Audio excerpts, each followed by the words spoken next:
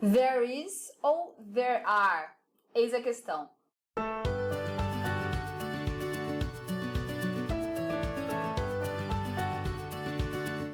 Hi guys, eu sou a Inamara Arruda, eu sou coach e professora de inglês e nesse vídeo eu quero conversar com vocês a respeito de uma dúvida que acontece mais do que você imagina.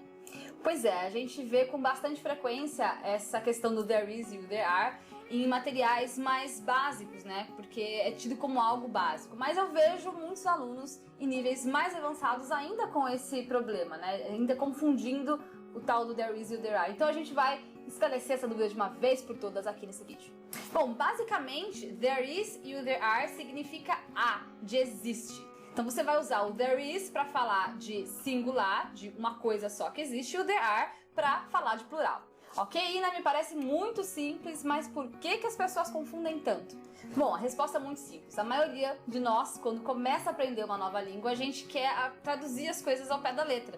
E a gente usa muito, né, a questão do there is e o there are no português para falar de coisas que existem em tal lugar. A gente fala em português meio que errado, né? A gente fala tem. Exemplo, tem uma cadeira nessa sala. Então, there is a chair in this room. Então a gente fala o tem errado, a gente deveria falar né, existe, mas a gente não fala, né, há uma cadeira nessa sala.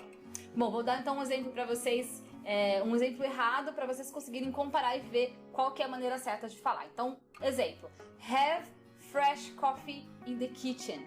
Então, tem café fresco na cozinha. Nesse caso, a gente não pode usar o have, a gente tem que usar o there is. Então, existe um café fresco na cozinha.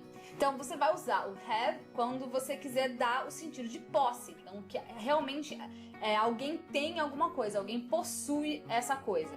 Então, você vai dizer, eu tenho tal coisa, ela tem tal coisa. Então, você vai usar um pronome, eu, você, ele, ela e assim por diante. O verbo to have, quando você estiver falando para ele, ela e isto, né? He, she or it. No presente, você usa o has ao invés do have. E aí você dá a noção de posse.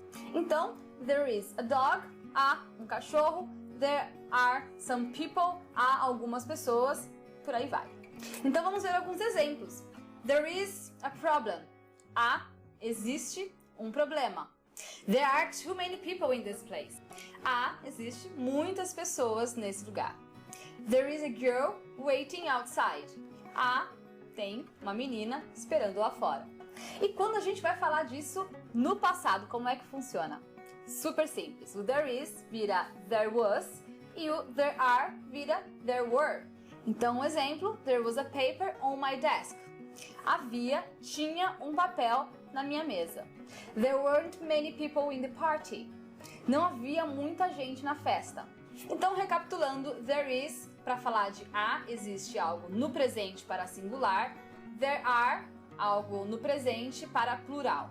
Equivalente ao there is no passado é o there was e o mesmo para there are no passado, there were. Bom, se você gostou das dicas, curta esse vídeo, deixa aqui nos comentários pra mim se tem alguma outra dúvida que você tem, se as suas dúvidas foram esclarecidas. Se inscreva no canal, porque tá rolando muita dica legal por aqui e você não quer ficar de fora. E compartilhe com os seus amigos, de repente tem algum deles lá que ainda precisa aprender a diferença entre there is e o there are. Eu vejo você no próximo vídeo.